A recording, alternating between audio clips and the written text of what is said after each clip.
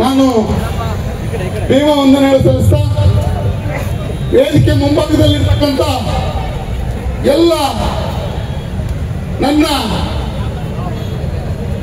ಭೀಮ ಬಂಧುಗಳಿಗೂ ಕೂಡ ಭೀಮನ ಮನವಿಗಳು ಸಲ್ಲಿಸ್ತಾ, ಬಂಧುಗಳೇ, ವೇದಿಕೆ ಮೇಲೆ ತುಂಬಾ ಜನ ಮಾತಾಡಿದ್ದಾರೆ. ನಾನು 2 ನಿಮಿಷ ಮಾತ್ರ ತಗೊಂತೀನಿ. ಬಂಧುಗಳೇ, ಮಾದಿಗರು ಮೈ ಮರೆತು ಮಲಗಬೇಡಿ. ನಿಮಗೆ ಮೀಸಲಾತಿ, ಒಳ ಮೀಸಲಾತಿ ಇನ್ನೂ ಕೂಡ ದಕ್ಕಿಲ್ಲ. ನಿಮ್ಮನ್ನ ದಾರಿ ತಪ್ಪಿಸ್ತಾ ಇದ್ದಾರೆ ಅವಿವೇಕಿಗಳು. ದಯವಿಟ್ಟು ಮೈ ಮರಿಬೇಡಿ. ಯಾಕೆ ಈ ಮಾತು ಹೇಳ್ತೀನಿ ಅಂದ್ರೆ,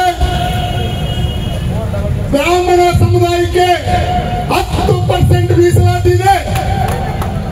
ಆ 10% ಮೀಸಲಾತಿ ಇರ್ತಕ್ಕಂಥ ಬ್ರಾಹ್ಮಣರು ಸರ್ಕಾರಿ ನೌಕರಿ ತಗೊಂಡ್ರು ಕೂಡ ಯಾವುದೋ ಒಂದು ದೇವಸ್ಥಾನದಲ್ಲಿ ಅರ್ಚನೆ ಮಾಡೋದು ಬಿಟ್ಟಿಲ್ಲ.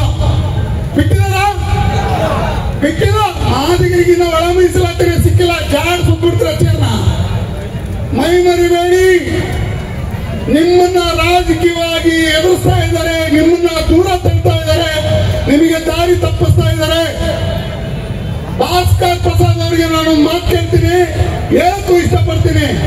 ಭಾಸ್ಕರ್ ಪ್ರಸಾದ್ ಅವರು ಇಲ್ಲಿ ಲೀಡರ್ ಅಲ್ಲ, ಒಳ ಮೀಸಲಾತಿ ನಮಗೆ ಲೀಡ್ರು. ಒಳ ಮೀಸಲಾತಿ ಅಧ್ಯಕ್ಷತೆ. ನಮ್ಮ ಮಕ್ಕಳಿಗೋಸ್ಕರ ನಾವು ಈ ಒಳ ಮೀಸಲಾತಿ ಹೋರಾಟನ ತಮ್ಮ ಪ್ರಾಣವನ್ನು ಪಣಕ್ಕಿಟ್ಟು ಇವತ್ತು ಇಲ್ಲಿವರೆಗೂ ತಂದಿದ್ದಾರೆ. ಭಾಸ್ಕರ್ ಪ್ರಸಾದ್ ಅವರು ಈ ಹೋರಾಟನ ಬೆಂಗಳೂರಲ್ಲಿ ಮಾಡಲ್ಲ ಅಂತ ಬೆದರಿಕೆ ಕೂಡ ಹಾಕಿದ್ದಾರೆ ಜನಗಳು. ಯಾರು? ನಮ್ಮವರೇ. ಬೇರೆಯವರಿಗೆ ಅಧೈರ್ಯ ಇಲ್ಲ.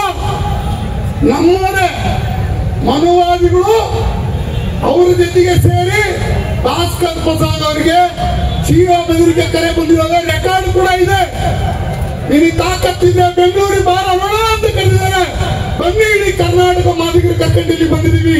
ನಿಮಗೆ ತಾಕತ್ತಿದ್ರೆ ಬನ್ನಿ.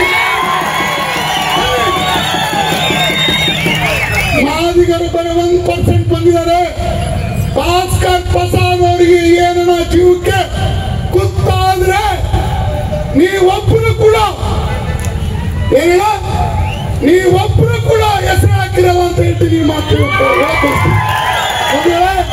ತಾವೆಲ್ಲರೂ ಬಂದಿರಾ ಒಳ ಮೀಸಲಾತಿ ಬರೇ ಕೇಕೆ ಹೊಡಿಲಿಕ್ಕೆ, ಸಿಹೆ ಹೊಡಿಲಿಕ್ಕೆ, ಕುಡಿಲಿಕ್ಕೆ ಅಲ್ಲ. ಇನ್ನ ಮುಂದೆ ನಮ್ಮ ಕಣ್ಣೀರು ಮಾತಾಡಿದರೆ ಬಹಳ ಉದ್ದಕ್ಕೆ ಹೋಗೋದಿದೆ. ಖಂಡಿತವಾಗೂ ಈ ಒಳ ಮೀಸಲಾತಿ ಎಲ್ಲಿವರೆಗೂ ಹೋಗುತ್ತೋ, ನಾನು ಛಲವಾದಿ ಸಮುದಾಯನಿದ್ದೇನೆ.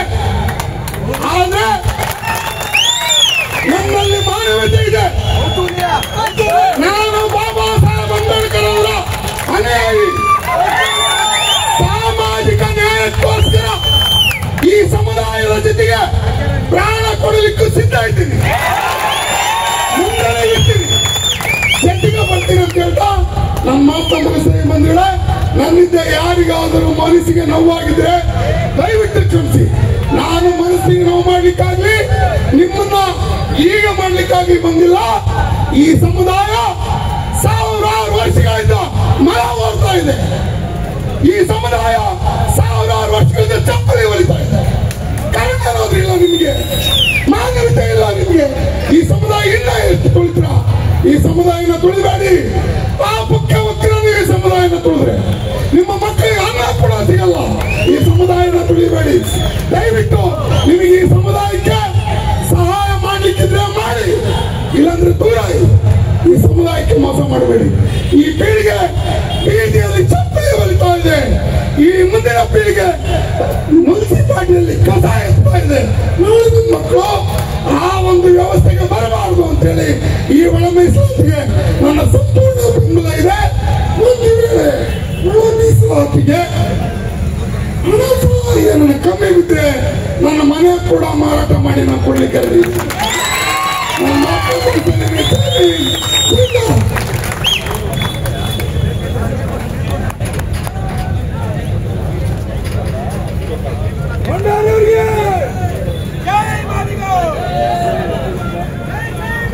ಜಯ ಮಾದಿಗ. ಬಾಳೆಕಾಯಿ ಶ್ರೀನಿವಾಸ್ ಅವರು ನನ್ನ ಸಹೋದರರು. ಅವ್ರ ಕೆಲವು ವಿಚಾರಗಳನ್ನ ನಿಮ್ ಮುಂದೆ ಇಟ್ಟಿದ್ದಕ್ಕೋಸ್ಕರ ನಾನು ಬಹುಶಃ ಹೇಳ್ಬಾರ್ದು ಅಂತಿದ್ದೆ, ಇಟ್ಟಿದ್ದಕ್ಕೋಸ್ಕರ ಹೇಳ್ತಾ ಇದ್ದೀನಿ. ಪಾದಯಾತ್ರೆ ಹರಿಹರದಿಂದ ಪ್ರಾರಂಭ ಮಾಡಿದಾಗ ಬಹುಶಃ ನನ್ನ ಇಡೀ ಜೀವಮಾನದಲ್ಲಿ